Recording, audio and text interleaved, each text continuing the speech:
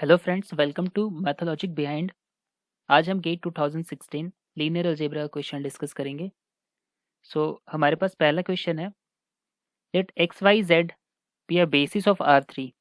ठीक है, x y Z हमारे पास बेसिस है R3 का, और कह रहा है consider the following statement P and Q। दो स्टेटमेंट गिवन है। P हमारे पास कह रहा है कि X plus Y, Y plus Z, X minus Z is a basis of R3, और Q कह रहा है x plus Y plus Z, x plus 2y minus z and x minus 3z is the basis of R3। दोनों के दोनों statements basis के regarding है। विच of the above statement hold. तो हमारे पास हमें सॉल्व करना होगा कि इनमें से कौन सा सही स्टेटमेंट है और कौन सा नहीं। तो देखिए, हमारे पास क्या है, यहाँ पे वेक्टर स्पेस R3 है, और R3 में हमारे पास क्या होना चाहिए, बेसिस है। तो लीनियरली इंडिपेंडेंट, 3 लीनियरली इंडिपेंडेंट होनी चाहिए, और अगर 3 लीनियरली इंडिपेंडेंट होगा तो वो ऑटोमेटिकली स्पैन कर देगा R3 को। तो बेसिकली हमारे पास यहाँ पे 3 वेक्टर्स गिवन है। हमें बस ये देखना है कि ये तीनों के तीनों वेक्टर्स आपस में अलाई है या नहीं है। ठीक है, इसके लिए क्या करेंगे, सिंपल सा एक मैट्रिक्स बना लेते हैं। अगर पी अगर हमें पी चेक करना है, x plus y, x plus Y, Y plus z और एक्स माइनस जेड, इसको अगर हमें चेक करना है बेसिस है या नहीं, तो हम सिंपली एक पी मैट्रिक्स बना लेंगे और डिटर्मिनेंट चेक कर लेंगे। अगर डिटर्मिनेंट नॉन जीरो हो गया तो हमारा ये सेट एल हो जाएगा। तो देखिए कैसे बनाएंगे, 1 1 0, सेकेंड में क्या रखेंगे, y प्लस जेड, यहाँ पे 1 y, यहाँ पे 1, थर्ड में 1 0 माइनस 1। अब इसका डिटर्मिनेंट चेक कर लेंगे। तो डिटर्मिनेंट क्या आएगा, 1 माइनस 1 प्लस 1, और यहाँ पे आएगा 1 माइनस 0। ये आ जाएगा हमारे पास -1 और +1 विच इज़ 0। तो 0 है, इसका मतलब ये आपस में LD होंगे, तो ये LI नहीं हो सकता, मतलब ये बेसिस नहीं बना सकता। तो P हमारे पास रॉन्ग स्टेटमेंट है, ये हमारे पास क्या हो जाएगा, फॉल्स हो जाएगा, ट्रू नहीं है, ये फॉल्स स्टेटमेंट है। सेकेंड में अगर हम देखें, सेकेंड में हमारे पास Q है, Q है हमारे पास x plus Y plus Z, x plus 2y minus z और एक्स माइनस 3z। इसको सॉल्व करना है हमें, तो इसकी भी एक मैट्रिक्स बना लेते हैं और डिटर्मिनेंट चेक कर लेते हैं। 1 1 1 1 2 माइनस 1 1 0 माइनस 3। डिटर्मिनेंट सॉल्व करेंगे तो क्या आएगा, 1, यहाँ पे -6, देन -0 प्लस 1, यहाँ पे आ जाएगा हमारे पास -1 और +3, और फिर आ जाएगा हमारे पास 1 और देन 0 -2। सॉल्व कर लेते हैं इसको। दैट इज -6 और यहाँ पे +2 और यहाँ पे -2। That is -6 which is non zero. तो डिटर्मिनेंट नॉन जीरो होने का मतलब क्या हुआ कि ये तीनों वेक्टर जो है वो आपस में LI वेक्टर है। अब 3 वेक्टर LI हैं, और R3 को स्पैन करने के लिए 3 वेक्टर्स की जरूरत होती है, 3 LI वेक्टर्स की जरूरत होती है। तो ये डेफिनेटली R3 को स्पैन भी कर देगा। ये हमारे पास बेसिस बन जाएगा, मतलब Q हमारे पास क्या हो जाएगा, ट्रू हो जाएगा। तो कौन सा आंसर करेक्ट होगा, P फॉल्स, Q ट्रू। तो ओनली Q ट्रू स्टेटमेंट कह रहा है ना, तो केवल केवल ट्रू जो है, Q जो है हमारे पास वो ट्रू है। आई होप आपको ये क्वेश्चन समझ में आया होगा, और अगर कम समझ में नहीं आया या कुछ भी डाउट है तो आप कमेंट करके हमें बता सकते हैं इसके बारे में। हम ज़रूर कोशिश करेंगे इसका आंसर देने का। तो ठीक है, हम नेक्स्ट क्वेश्चन देखते हैं। नेक्स्ट क्वेश्चन हमारे पास है, let V be a set of all solution of the equation y double dash plus ay plus b equals to 0। Okay, ये हमारे पास क्या है, एक होमोजीनियस इक्वेशन है। ये हमारे पास क्या है, एक होमोजीनियस इक्वेशन है, y double dash plus ay plus by equals to 0। और ये सेटिस्फाई कर रहा है, सेटिस्फाइंग क्या कर रहा है, देखो y0 is equals to y1। Okay, तो एक चीज़ देखो, ये हमारे पास सेकेंड ऑर्डर डिफरेंशियल इक्वेशन है, तो इसके पास कितने एल आई सॉल्यूशन होंगे, टोटल 2 एल आई सॉल्यूशन होंगे, राइट। हमारे पास इसमें इसकी डायमेंशन, अगर हमारे पास मान लो कोई भी हमारे पास वाई एक्स जो है वो एक सॉल्यूशन है इस इक्वेशन का, इस डिफरेंशियल इक्वेशन का सॉल्यूशन है, तो इसके पास डायमेंशन कितनी होगी, डायमेंशन इसकी क्या हो जाएगी, 2 हो जाएगी, अगर हम सारे सॉल्यूशंस को ले लें। पर अगर हम इन सॉल्यूशन में ये रिस्ट्रिक्शन लगा दें कि हमने जो वाई एक्स लिया है उसमें एक रिस्ट्रिक्शन गिवन है which is y0 is equal to y1, ये एक रिस्ट्रिक्शन गिवन कर दिया हमने। तो देखो, ये हमारे पास जो भी है ये वेक्टर स्पेस V का एलिमेंट है, और हमारे पास वाई एक्स जो सॉल्यूशन आ रहा था वो होमोजीनियस आ रहा था। तो अब सॉल्यूशन कैसे निकलेगा, n minus linearly independent solution, तो 2 माइनस 2 हमारे पास डायमेंशन है, डायमेंशन होता है ना, dimension of V minus number of L I solution, number of L I solution, क्योंकि 2 डायमेंशनल डिफरेंशियल इक्वेशन है, ए और बी कुछ भी हो सकता है, ठीक है, पॉजिटिव रियल नंबर, तो हम मान के चल सकते हैं कि इसके पास 2 एल आई सॉल्यूशन होगा, तो डायमेंशन ऑफ वी हमारे पास क्या हो जाएगा, 2 हो जाएगा, पर number of L I solution minus भी करना पड़ेगा। अब देखो ये जो हमारे पास रिस्ट्रिक्शन दिया है, number of L I restriction भी कह सकते हो, number of L I solution भी कर सकते हो, ठीक है। सो रिस्ट्रिक्शन जो गिवन होता है उसके एल आई सॉल्यूशंस को हम देखते हैं, तो रिस्ट्रिक्शन क्या गिवन है, y zero is equal to y one, है ना, तो कितने रिस्ट्रिक्शंस आ सकते हैं, रिस्ट्रिक्शंस एक आ सकता है, तो 2 में से 1 करोगे तो हमारे पास वैल्यू क्या आ जाएगा, 1 आ जाएगा। तो इसका मतलब ये देखो सिंपली सॉल्व हो गया, इसमें कुछ भी मतलब हमारे पास ज़्यादा एक्स्ट्रा करने की ज़रूरत नहीं है।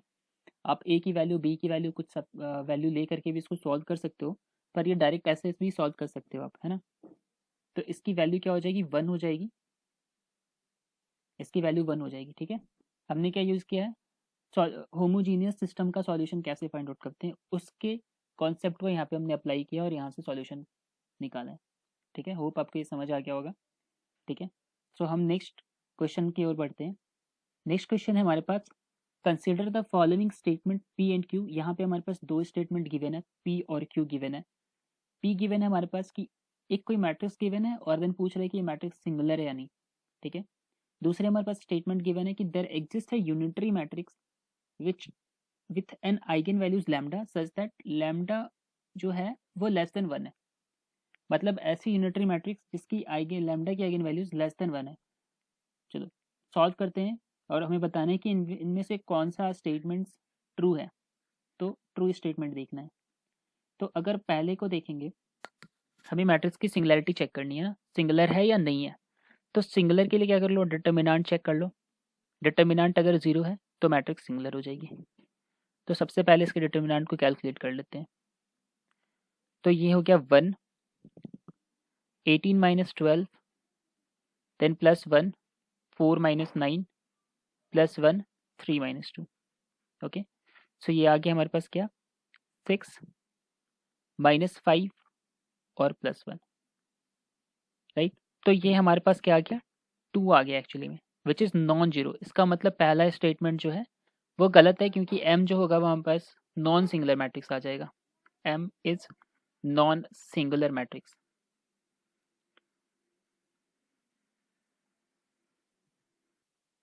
तो ये हमारे पास फॉल्स हो गया स्टेटमेंट। सेकेंड स्टेटमेंट थोड़ा चेंज है, let me correct this statement. तो सेकेंड स्टेटमेंट क्या है वो मैं अभी लिख दे रहा हूँ। सेकेंड स्टेटमेंट हमारे पास है,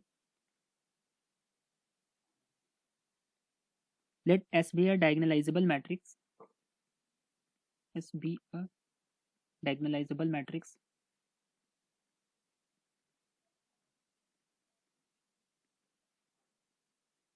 and if T is a matrix such that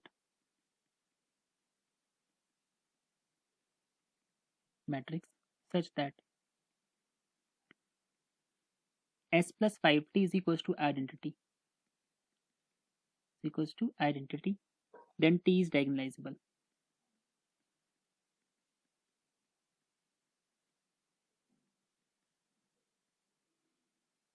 okay, so इस स्टेटमेंट को देखते हैं क्या है, ये सही या नहीं है।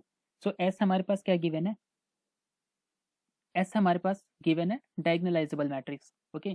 तो हमें पता करना है कि पी हमारे पास डायगोनलाइजेबल होगा या नहीं। तो देखो, अगर एस डायगोनलाइजेबल मैट्रिक्स है तो definitely P inverse S P जो होगा वो डी होगा, है ना, क्योंकि डायगोनलाइजेबिलिटी की कंडीशन से हम ये लिख सकते हैं कि पी इनवर्स एस पी जो होगा वो डी होगा। अब हमें आज चेक करना है कि टी भी डायगोनलाइजेबल है या नहीं है। तो देखो, यहाँ से एस प्लस 5T क्या है हमारे पास, आइडेंटिटी है, ओके। तो यहाँ से टी सबसे पहले कैलकुलेट कर लेते हैं। सो 5T जो होगा, 5T जो है हमारे पास वो होगा आई माइनस आइडेंटिटी माइनस एस, और टी जो होगा वो हो जाएगा 1/5 times of identity minus S, ठीक है, ये होगा। क्योंकि हमारे पास देखो एस जो है वो डायगोनलाइजेबल मैट्रिक्स है, तो क्या कर रहे हैं हम, इसी पी से मल्टीप्लाई कर रहे हैं, ठीक है। पी इनवर्स टी पी करना चाह रहे हैं। तो P inverse 1/5 I minus S of P अगर हम करेंगे तो देखो क्या होगा, ये ओपन हो जाएगा, ठीक है। तो 1/5 बाहर पी इनवर्स आई पी और फिर minus 1/5 P inverse S P, ठीक है। ये हो जाएगा हमारे पास 1/5 पी इनवर्स आई पी क्या होगा, आइडेंटिटी मैट्रिक्स है ना, आइडेंटिटी मैट्रिक्स में पी इनवर्स ऑफ पी करोगे तो ये टोटल आइडेंटिटी ही बनेगा, है ना। और फिर माइनस 1/5 और ये क्या हमारे पास डायगोनल मैट्रिक्स। तो अगर हम 1/5 आई माइनस डी करें, देखो आइडेंटिटी भी एक डायगोनल मैट्रिक्स है और डी भी को एक डायगोनल मैट्रिक्स है, ठीक है। तो आई माइनस डी करेंगे तो ये भी एक डायगोनल मैट्रिक्स होगा, और जब 1/5 से मल्टीप्लाई करोगे तो ये भी एक डायगोनल मैट्रिक्स होगा। तो लेट्स से डी डैश, तो ये भी क्या हो गया, एक डायगोनल मैट्रिक्स हो गया। तो हमें ऐसा पी मिल गया, पी इनवर्स टी पी, कि यहाँ पे ये डी डैश हो गया, मतलब डायगोनल मैट्रिक्स हो गया। तो इसका मतलब टी जो होगा वो क्या हो जाएगा, डायगोनलाइजेबल हो जाएगा, ठीक है। इसका मतलब हमारे पास जो सेकेंड स्टेटमेंट है वो ट्रू स्टेटमेंट है इसमें। तो क्यू जो स्टेटमेंट है वो ट्रू स्टेटमेंट है, ठीक है। ये क्या हमारे पास ट्रू स्टेटमेंट है। तो क्या हो जाएगा आंसर, ओनली क्यू। तो सी ऑप्शन जो है वो हमारे पास इसमें करेक्ट हो जाएगा। आई होप आपको समझ में आया होगा। हमने बस उस पी मैट्रिक्स का यूज़ किया जिससे एस डायगोनलाइजेबल हो रहा है क्योंकि हमारे पास गिवन था, और फिर उसी के यूज़ करके हमने ये शो कर दिया कि टी भी डायगोनलाइजेबल है, ठीक है। अब हम नेक्स्ट क्वेश्चन की ओर बढ़ते हैं। सो नेक्स्ट क्वेश्चन हमारे पास है कि consider real vector space V, एक रियल वेक्टर स्पेस वी है जिसकी डायमेंशन n है। तो देखो क्या हमारे पास डायमेंशन ऑफ वी जो है वो हमारे पास n है, और non zero linear transformation T जो है वो नॉन जीरो लीनियर ट्रांसफॉर्मेशन है। इसके कहने का मतलब वो ये हुआ कि इसके करस्पॉन्डिंग जो आप मैट्रिक्स बनाओगे वो जीरो मैट्रिक्स नहीं होगी, वो नॉन जीरो मैट्रिक्स होगी, ठीक है। सो वी की डायमेंशन n है और नॉन जीरो लीनियर ट्रांसफॉर्मेशन है हमारे पास, और साथ में डायमेंशन ऑफ टीवी क्या दिया, dimension of TV is less than n, ठीक है। Dimension of TV is less than n, और गिवन है साथ में T square is equal to lambda T, और यहाँ पे लैम्डा जो है वो नॉन जीरो है ना, मतलब r माइनस जीरो गिवन है, तो लैम्डा हमारे पास नॉन जीरो है। Then which of the following statement is true, तो इनमें से कौन सा स्टेटमेंट ट्रू होगा, है ना। इनमें से कौन सा स्टेटमेंट ट्रू होगा ये हमें देखना है, ये हमें बताना है। एक चीज़ देखो यहाँ से, डायमेंशन v का n है, ओके। सो यहाँ पे एक वेक्टर स्पेस, यहाँ पे हमने एक वेक्टर स्पेस अज्यूम करा, ये ट्रांसफॉर्मेशन है हमारे पास, ओके। और क्या गिवन है हमारे पास, देखो। सो डायमेंशन ऑफ टी क्या होता है, डायमेंशन ऑफ टी, अगर हम dimension of T V calculate कर रहे हैं, मतलब हम यहाँ पे अगर कोई वेक्टर स्पेस यहाँ पे वी लिया हमने, तो अंडर ट्रांसफॉर्मेशनल इमेज यहाँ पे टी वी आएगा, है ना, मतलब हम रेंज कैलकुलेट कर रहे हैं।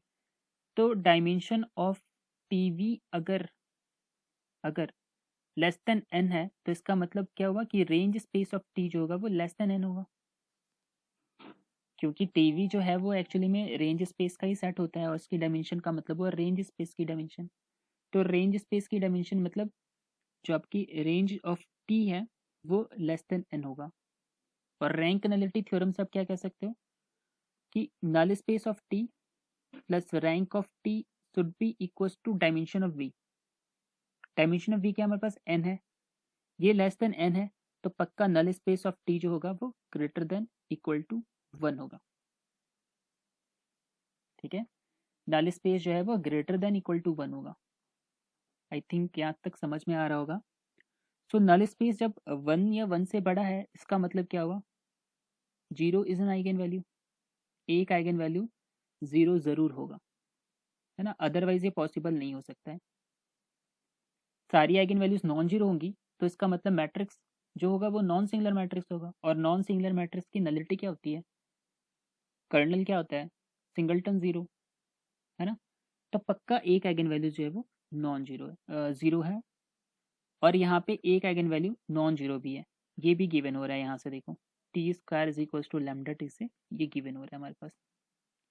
तो इसको आगे फर्दर चेक करते देखो, इसमें डिटर्मिनेंट कह रहा है, डिटर्मिनेंट जो है lambda raise to the power n, मतलब ये कह रहा है कि लैम्डा जो भी है उसकी पावर एन करेंगे वो हमको डिटर्मिनेंट मिलेगा, पर लैम्डा क्या है, नॉन जीरो, और नॉन जीरो एलिमेंट का हम पावर अगर करेंगे तो वो नॉन जीरो ही आएगा।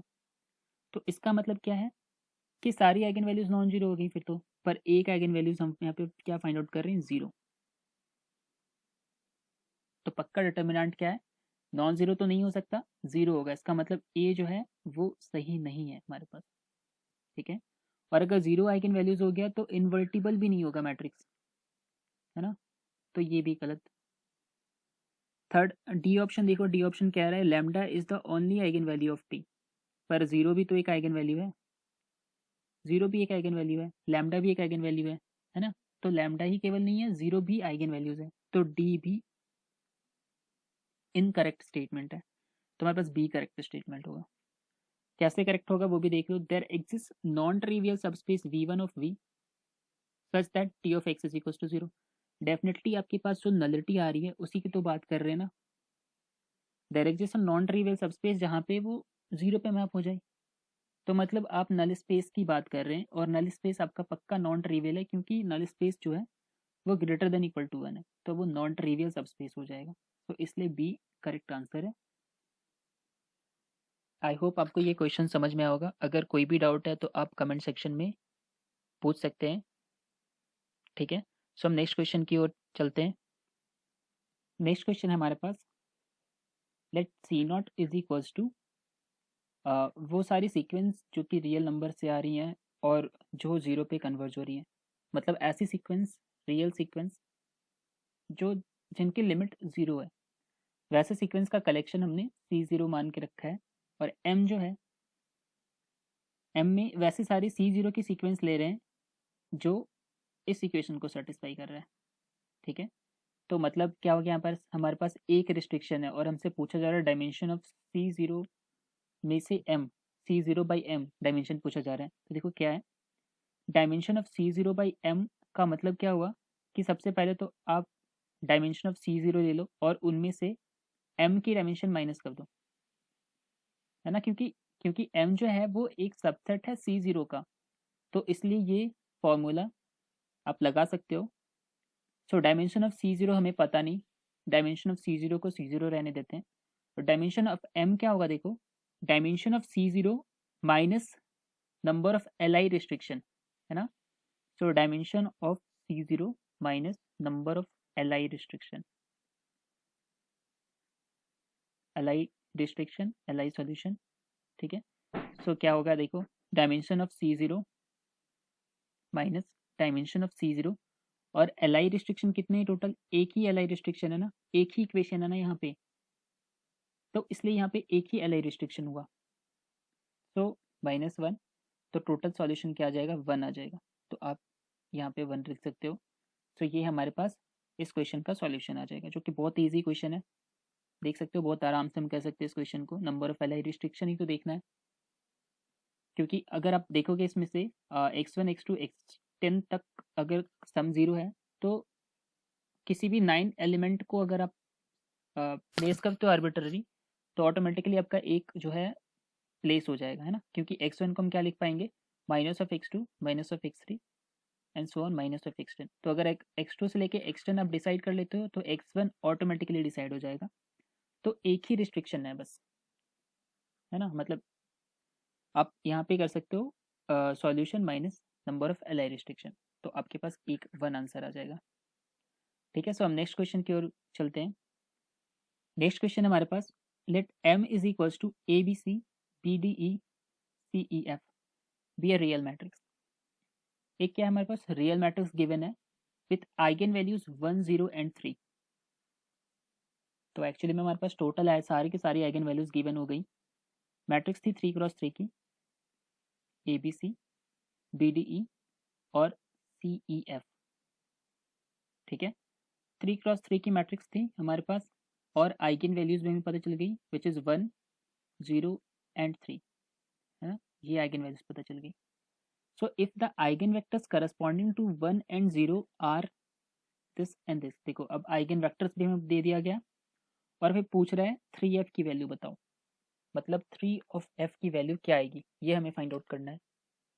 ठीक है, तो देखो सबसे पहले आइगन वैल्यू का क्या मतलब हुआ, a x is, eigenvector का क्या मतलब हुआ, a x is equal to lambda x, मतलब ए कोई मैट्रिक्स है और अगर आप उस पर एक्स ऑपरेट करते हो तो आपको लैम्डा एक्स मिलेगा।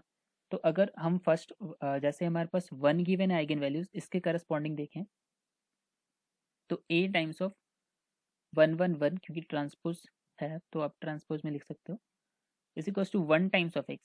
राइट, ये चीज होल्ड करनी पड़ेगी। ठीक है, सो इसका क्या मतलब हुआ, इसका मतलब हुआ कि a plus b plus c is equal to 1, b plus d plus e is equal to 1 और c plus e plus f is equal to 1। एक तो ये हो गया हमारे पास। दूसरा कह रहा है कि a times of 1 minus 1 and 0 becomes 0 times of 1 minus 1 0। मतलब क्या, इसको जब सॉल्व करेंगे तो आएगा a minus b is equal to 0, फिर आएगा b minus d is equal to 0 और फिर आएगा c minus e is equal to 0। तो जब आप इसको सॉल्व करोगे तो आएगा a is equal to b, यहाँ से आपके पास आ जाएगा b is equal to d और यहाँ से आपके पास आएगा सी इक्वल टू ई। ठीक है, सो देख सकते हो आप, आपके पास यहाँ पे 3 इक्वेशन बन रहे हैं, यहाँ पे 3 इक्वेशन बन रहे हैं और ए बी के बराबर है, बी डी के बराबर है, सी ई के बराबर है। एंड देन आपको फाइंड आउट करना है 3f की वैल्यू। ठीक है, ये हमें फाइंड आउट करना है कि 3f क्या होगा। तो हम यहाँ से क्या कर सकते हैं कि a plus b plus c is equal to 1 है और अगर इसको हम सब्स्टिट्यूट कर दें यहाँ से तो क्या हो जाएगा, 2b plus c is equal to 1 हो जाएगा। ठीक है, उसके बाद अगर आप देखो तो नेक्स्ट में अगर हम देखेंगे यहाँ पे तो b is equal to d है और a जो है वो b के बराबर है, तो यहाँ से 2a प्लस 2a, देखो b is equal to d given है ना, और a is equal to b है। ओके, सो यहाँ से a is equal to b और a is equal to d हो गया, तो यहाँ से क्या आ जाएगा 2a plus e is equal to 1, है ना, 2a plus e is equal to 1 and last में क्या है c plus e plus f is equal to 1। तो देखो यहाँ से c निकाल लेते हैं, 1 माइनस 2b और 2b का मतलब क्या हो गया 2a, 1 माइनस 2a हो गया। ओके, लास्ट में अगर हम सब्स्टिट्यूट करेंगे c plus e plus f is equal to 1 तो हमारे पास क्या आ जाएगा 1 minus 2a plus e n plus f is equal to 1। तो इसका मतलब क्या आ गया, देखो 1 और 1 तो कैंसिल हो गया, इसका मतलब क्या आ गया, इसका मतलब आ गया f is equal to 2a minus e. F क्या आ गया हमारे पास 2a माइनस ई आ जाएगा। ठीक है, अब देखो यहाँ पे हमारे पास 2a प्लस ई की वैल्यू 1 है, तो यहाँ से हम a निकाल सकते हैं, फिर b निकाल सकते हैं, सो ऑन सॉल्व कर सकते हो आप इसको। तो 2a plus 2a plus e is equal to क्या आ जाएगा हमारे पास 1 आ जाएगा। जब आप इसको सम करोगे क्या आ जाएगा 4a is equal to 1 plus f. Right, 4a क्या आ जाएगा हमारे पास 1 प्लस एफ हो जाएगा। तो यहाँ से हम क्या कह सकते हैं, यहाँ से हम कह सकते हैं कि 4a is equal to a is equal to 1 plus f upon 4। ठीक है, ये चीज़ हो गया। इसको थोड़ा सा और शॉर्ट भी कर सकते थे, देखो यहाँ से हम ये थोड़ा सा ज़्यादा हो जाएगा। सो c प्लस ई जो है और c और e इक्वल है ना, तो यहाँ से हम ये भी तो लिख सकते हैं कि 2 times of c plus f is equal to 1, है ना, ये भी लिख सकते थे यहाँ से हम। ठीक है, 2 plus c 2c plus f is equal to 1, है ना, क्योंकि यहाँ पे देखो c plus f is equal to 1 है और c और e दोनों इक्वल है, तो इसलिए हम यहाँ पे c और e को दोनों को सम करेंगे, 2c plus f is equal to क्या हो जाएगा 1 हो जाएगा। और c की वैल्यू हम ऑलरेडी क्या ला के रखे हुए हैं, c की वैल्यू ऑलरेडी हम क्या लेकर रखे हैं 1 minus 2a plus f is equal to 1। Right, so ये हो जाएगा हमारे पास 2 minus 4a plus f is equal to 1 हो जाएगा। ठीक है, 2 minus 4a plus f is equal to 1 हो जाएगा। तो यहाँ से हो गया हमारे पास, यहाँ से हो गया हमारे पास 2a minus f is equal to 1। तो एक इक्वेशन हमारे पास क्या आ गया 2a minus f is equal to 1। ये इक्वेशन आ गया, ठीक है। 2a नहीं 4a, 4a 4a 4a minus f is equal to 1। अब देखो यहाँ पे हमारे पास ए बी और डी, ये क्या होगा, ट्रेस होगा। तो ए प्लस बी प्लस एफ जो होगा, ए प्लस डी प्लस एफ जो होगा वो हमारे पास ट्रेस हो जाएगा। ट्रेस क्या गिवन है, तीनों आइगन वैल्यूज का सम विच इज 4। तो यहाँ पे क्या आ जाएगा, a plus d plus f is equal to 4 आ जाएगा। अब यहाँ से हम सॉल्व कर लेंगे और आंसर मिल जाएगा हमें, है ना। यहाँ से सॉल्व करोगे देखो क्या आ जाएगा, 2a प्लस डी, क्योंकि देखो प्लस माइनस कैंसिल हो जाएगा, 4 आ जाएगा, और डी भी ए के बराबर है। तो ये एक्चुअली में क्या आ गया, 6a इज इक्वल टू 5। तो a इज इक्वल टू 5/6 आ गया, ठीक है। मतलब a की वैल्यू हमारे पास क्या है, 5/6। फिर आप a की वैल्यू इसमें रख दोगे तो आपको f की वैल्यू मिल जाएगी। तो 4a minus f is equal to 1, 4 into 5/6 minus f is equal to 1। तो अब जब सॉल्व करोगे तो f इज इक्वल टू क्या आ जाएगा, 20/6 minus 1 which is 14/6, that is 7/3। तो ये आ गया। अब 3 जब मल्टीप्लाई कर दोगे एफ में तो आ जाएगा 3 इंटू 7/3, तो 7 आंसर आ जाएगा। तो आप इसका आंसर क्या लिख सकते हो, 7 लिख सकते हो। ये थोड़ा कैलकुलेटिव है क्वेश्चन, आपको अरेंज करना पड़ेगा और आपको फिर फाइंड आउट करना पड़ेगा वैल्यू, ठीक है। सो इसका आंसर क्या आ जाएगा, 7 आ जाएगा। आप देख सकते हो इसको एक बार अच्छे से। नेक्स्ट क्वेश्चन की ओर जाते हैं। सो नेक्स्ट क्वेश्चन हमारे पास है m इज इक्वल टू 110,011,001 और एक्सपोनेंशियल हमें फाइंड आउट करना है। Exponential e raise to the power m bij then this, ठीक है। अब एक चीज़ देखो, यहाँ पे अगर हम देखेंगे कि summation of b i j कर रहे हैं और j is equal to 1 to 3 और i is equal to 1 to 3, इसका मतलब क्या होगा, टोटल एलिमेंट का ही सम कर दे रहे हैं। अगर आप इसको देख पाओ तो ये बन रहेगा, है ना, टोटल एलिमेंट का सम बन जाएगा। तो हमें क्या करना है, total l b i j calculate करना है और फिर 1/e से डिवाइड कर देना है।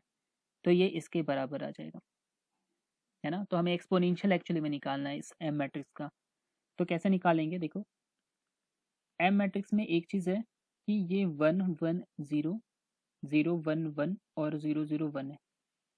अगर हम इसमें से आइडेंटिटी मैट्रिक्स अलग कर लेते हैं, ठीक है, 1 1 1, अगर ये मैट्रिक्स हम अलग कर लेंगे तो हमारे पास क्या बनेगा, इसमें इसमें बचेगा हमारे पास 0 1 0 0 0 1 और 0 0 0।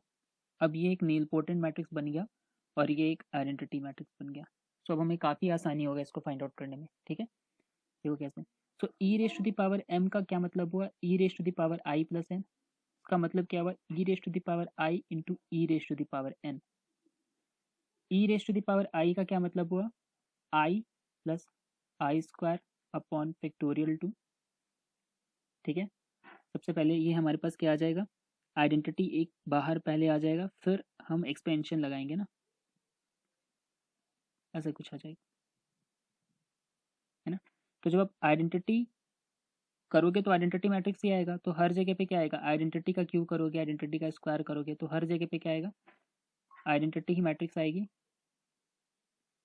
आइडेंटिटी का क्यू करो, स्क्वायर करो एंड सो ऑन। तो जब आप यहाँ से आइडेंटिटी कॉमन लोगे तो आपके पास क्या आएगा, 1 + 1 + 1/2 factorial + 1/3 factorial and so on. पर ये क्या होता है, ये तो ई होता है। तो ये हमारे पास क्या होगा, आइडेंटिटी इंटू ई का मतलब ये जो मैट्रिक्स आएगा ये हमारे पास मैट्रिक्स आएगा ई ई ई, है ना, ये मैट्रिक्स आएगा। अब हमें इसके बाद निकालना है e raise to the power n. देखो e raise to the power n निकालना बहुत आसान है, कैसे वो मैं बता रहा हूँ। देखो हमारे पास एन क्या गिवन था, हमारे पास एन गिवन है 0 1 1 एंड 0 0, ठीक है। सो ये हमारे पास एन गिवन है 0 1 0 0 0 1 एंड 0 0 0, ठीक है। अब हमें क्या फाइंड आउट करना है, e raise to the power n, e raise to the power n. अब अगर इस एन मैट्रिक्स को गौर से देखोगे तो ये नीलपोटेंट मैट्रिक्स है ऑफ ऑर्डर 3। एन स्क्वायर जब फाइंड आउट करोगे तो आएगा 0 0 1 0 0 0 एंड 0 0 0, और एन 3 फाइंड आउट करोगे तो आएगा 0 और इसके बाद कुछ भी फाइंड आउट करो n4 एंड सो ऑन, ये सब 0 मैट्रिक्स आएगी। तो ये क्या आता है, identity plus n square upon factorial 2 plus n cube upon factorial 3 and so on. तो आइडेंटिटी मैट्रिक्स हो गई हमारे पास 1 1 1 0 0 0 प्लस एन जो है हमारे पास वो क्या है 0 1 1 0 0 0, सॉरी यहाँ पे 0 है, यहाँ पे 1 है, और फिर एन स्क्वायर जो आया वो हमारे पास आएगा 0 0 1 और इसके बाद की सारी टर्म 0 होंगी अपॉन 1 अपॉन 2 फैक्टोरियल और फिर बाकी की सारी 0 मैट्रिक्स। ये 0 मैट्रिक्स एक्चुअली 3x3 की, बाकी सब 3x3 की 0 मैट्रिक्स आएंगी। तो जो हमारे पास सम आएगा वो क्या आएगा, देखो 1 1 1/2, फिर आएगा 0 1 1, देन आएगा 0 0 1। ठीक है, ये मैट्रिक्स आएगी। हमें फाइंड आउट करना था e raise to the power m। e raise to the power m क्या था, e इंटू ये, और ये मैट्रिक्स क्या थी हमारे पास, e इंटू ई, और फिर ये मैट्रिक्स हमारे पास थी आई है 1 1 हाफ 0 1 1 और 0 0 1। ठीक है, अब मल्टीप्लाई करके सम कर देना है और फिर 1 अपॉन ई से डिवाइड कर देना है। मल्टीप्लाई कर लेते हैं तो ये आ जाएगा हमारे पास ई, फिर सेकंड में हमारे पास आ जाएगा 0, फिर थर्ड में हमारे पास 0 आ जाएगा एंड देन सो ऑन। ये आ जाएगा अगेन ई, फिर ये आ जाएगा ई यहाँ पे, फिर यहाँ पे 0 and than half E plus फिर ई एंड देन ई। तो अब जब सम करोगे तो क्या आएगा, इस मैट्रिक्स का सम कितना आ रहा है, मतलब सारे summation of i is equals to 1 to 3 और j is equals to 1 to 3 b i j. इसका मतलब क्या हुआ, सारे वैल्यूज को सम कर देना है ना। ठीक है, सो ये हमारे पास क्या आएगा 3e 5e 5 and half E. Okay, तो ये हमारे पास टोटल हो जाएगा, ये हमारे पास हो जाएगा 5 प्लस हाफ ई, है ना। तो this is equals to 5 plus half e. अब जो हमें सॉल्यूशन में चाहिए वो हमें क्या चाहिए, 1 अपॉन ई से डिवाइड कर देना है। तो 1 upon e into 5 plus half e, तो आंसर इज 5 एंड हाफ। आंसर क्या आ जाएगा हमारे पास 5 एंड हाफ विच इज 5.5। ठीक है, so 5.5 is the correct answer. तो आप देख सकते हो इसको सॉल्व करने का, अगर आप इसको आइडेंटिटी और नीलपोटेंट मीनिंग चेंज करते तो आसानी से नहीं हो पाता, फिर ये काफ़ी कॉम्प्लिकेटेड हो जाता है ना। सो ई एक्सपोनेंशियल मैट्रिक्स को सॉल्व करने का हमारे पास बहुत सारे तरीके हैं। जैसे आप तो एक एक्सपोनेंशियल लगा के सॉल्व कर सकते हो, दूसरा आप सॉल्व कर सकते हो बाय कैरेक्टरिस्टिक्स इक्वेशन से और आइगन वैल्यूज से। ठीक है, तो ये इसमें ज़्यादा इजी है, सुटेबल है, तो आप इसको अप्लाई कर सकते हैं। आई होप आपको ये वीडियोस अच्छा लगा होगा, और अगर आपको ये वीडियोस अच्छा लगा तो प्लीज़ हमें कमेंट करके बताएं, हमारे वीडियोस को लाइक करें और चैनल को सब्सक्राइब करें। हम ऐसे ढेर सारे क्वेश्चंस लाते रहेंगे गेट के एग्ज़ाम्स के लिए आपके, तो कृपया हमारे चैनल को लाइक करें, कमेंट करें और सब्सक्राइब करें। Thank you.